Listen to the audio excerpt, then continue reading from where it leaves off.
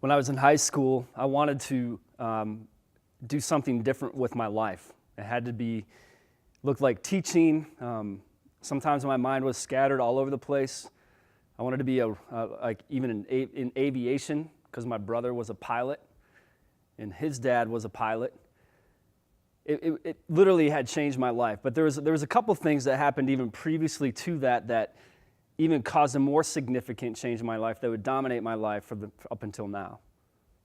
And that was a kid in junior high that would carry his Bible around school. This is public school. He'd carry his Bible around and just talk to people about Jesus. And my friend, he wasn't the popular kid in school. He wasn't the athlete. He wasn't even the jock. He was a kid who simply just loved Jesus and invited all sorts of people to the table with him. So I would go to the lunchroom, and there would be 8 people around this table just sitting with him. And I think to this day, all 8 of those people follow Jesus. From the kid that was an atheist, to the kid that played the French horn, to me, who grew up in a single-family household. It was a really powerful time. And so up until that time, I remember in 11th grade, very specifically, I trusted Christ as my Savior. I recognized that my own sin wouldn't save me. Nothing would ever get me out of that. Nothing would ever top that. Nothing would ever fix me. So something had to fix me. Something had to make it all right, and that was Jesus.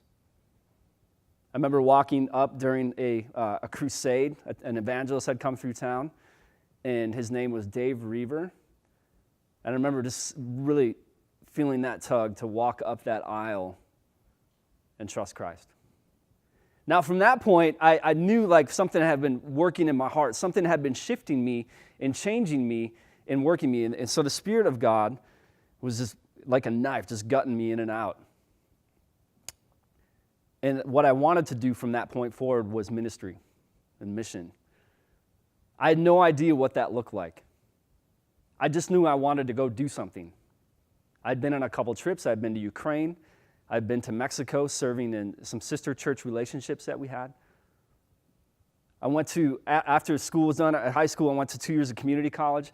I realized very quickly that community college was really hard for me. I wasn't the best student. So I went through 2 years of that. I finished in the summer. So I had to take summer school in order to get that 2-year degree.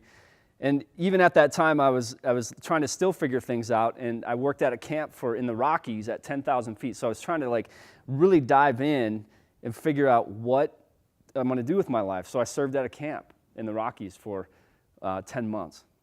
Up there, it was amazing. It was solitude. And the crazy thing with that is my wife will say this about me, as I'm an extreme extrovert and love people and want to be around people all the time. I want to have hundreds of friends. And up there was complete solitude. And I remember up there, I'd met another friend, and she was like, you know what? You should apply to Moody. She's like, literally, apply to Moody. I'm like, amazing. A free school?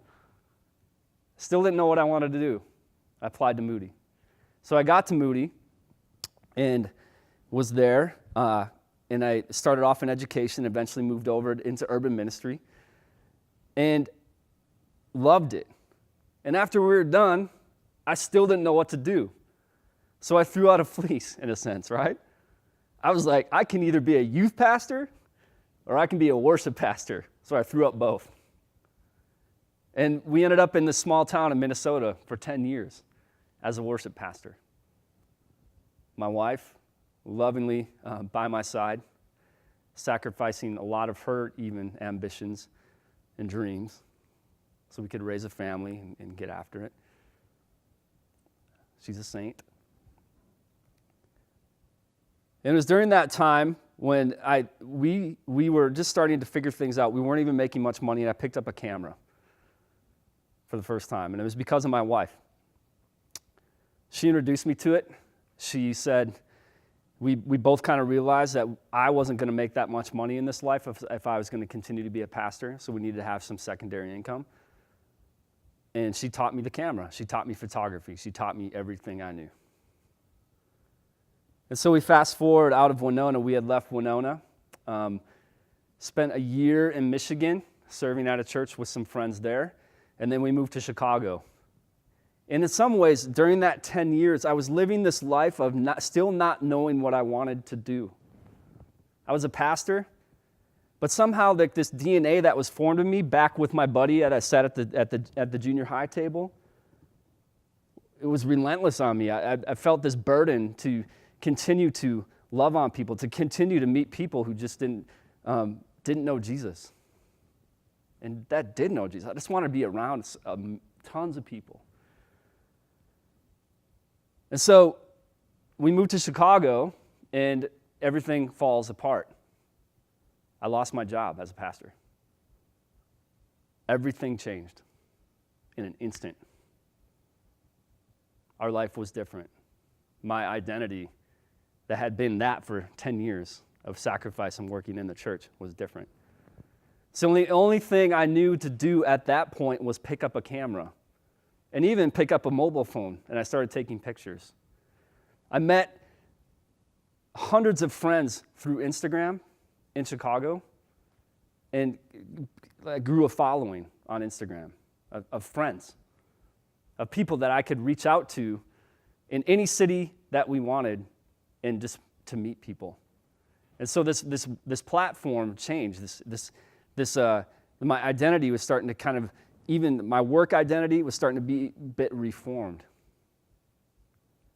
And in that time, I started asking myself this question: why do we keep things in our identity so secret?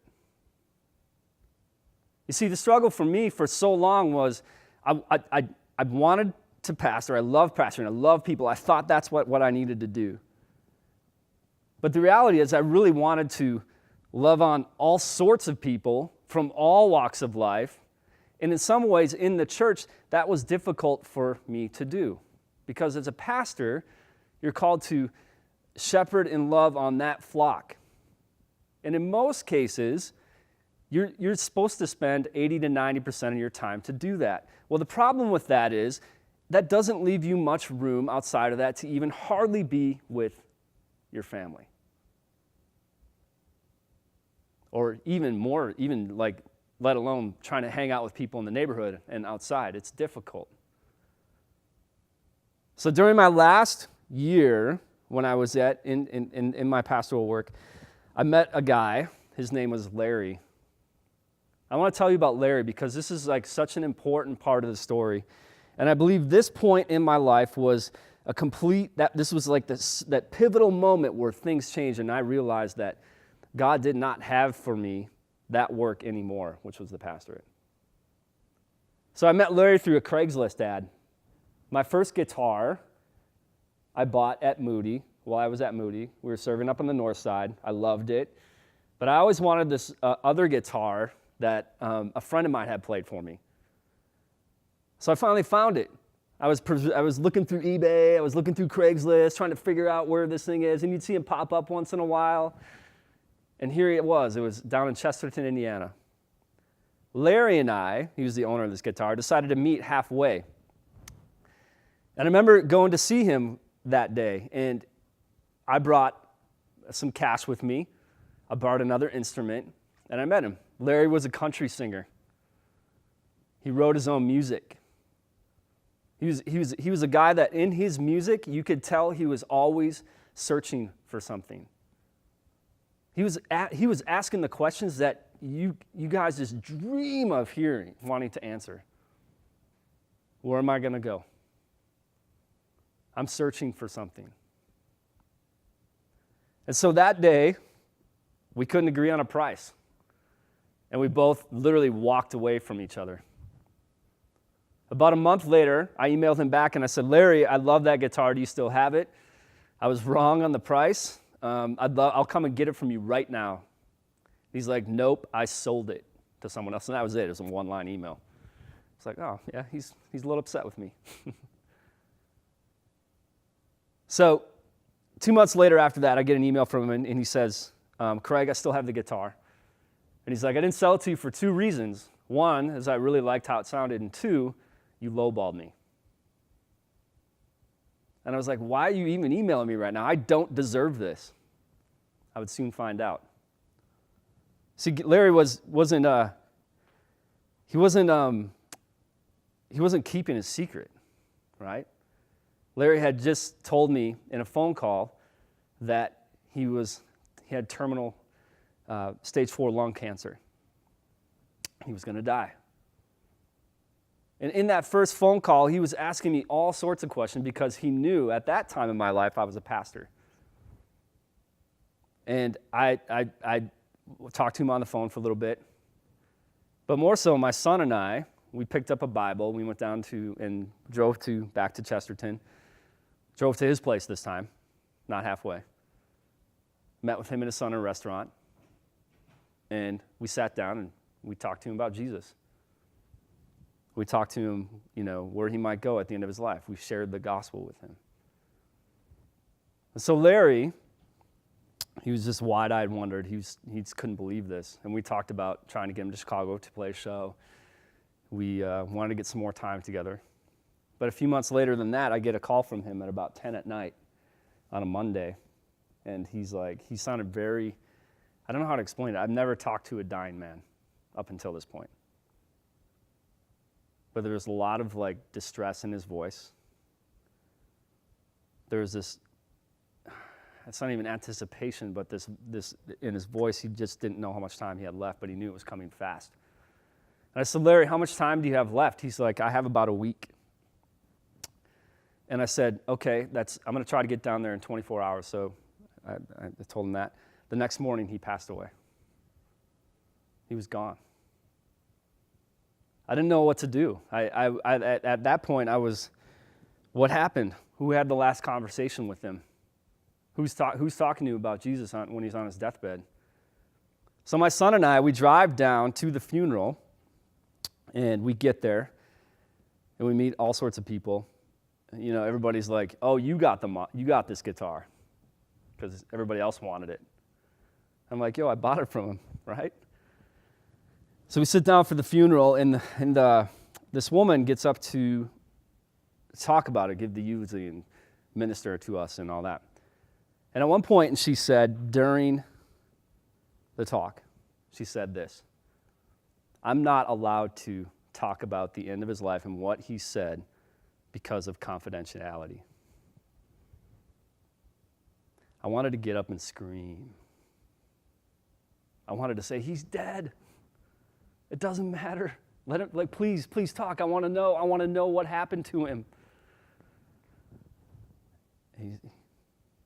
She wouldn't. My son's crying next to me. I'm tearing up. At one point, she said, but she knew this guy from Chicago. And that was me. And so I don't know what kind of, in the moment, I was horrified because I didn't know if all his questions were answered. I don't know what she said to him. At the end of the day, I just had to trust that God had used all sorts of gospel stories in my life and what I shared with him and talking to him about Jesus and the end of his life for him to believe. And that's where that hope is. I don't know if he trusted or not. I don't know if he confessed or not. That's hard stuff. But in that moment, shortly after, I realized that I wanted to be in a place in this world where there would be no more secrets. There would be no more, not speaking about deathbed confessions. There would be more people in this world, like my buddy at the junior high table, that was fearless and relentless with the gospel. And I realized in my life, that was me. I had this DNA imprinted on me from way, way, way back here in junior high that I had literally ignored all the way through up until 2 years ago. It's not like those years were a waste by any means. Learned a ton. There's all sorts of, God had used trials and tribulations to shape my family and I in ways that we could write books about. But now, there's no more of that secret life anymore that I have to keep tucked away.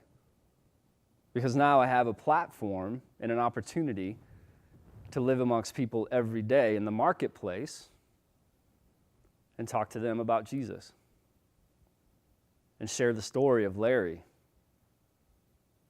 It's amazing sharing that story with people. They hear it, they can relate. A woman at one point literally said that 3 days later, she's like, that story has shook me. These are just people in the market. These are everyday people. And I wonder, as people of faith, and I wonder how much are we living in secret?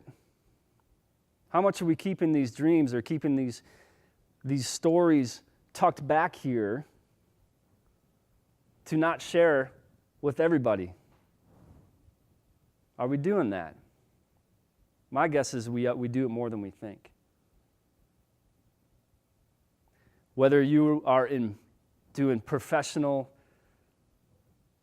pastoral ministry or you're in a nonprofit, ministry is the same as it is here, as it is in the workplace, and there's opportunities galore to share the best news that anyone will ever hear. Thank you.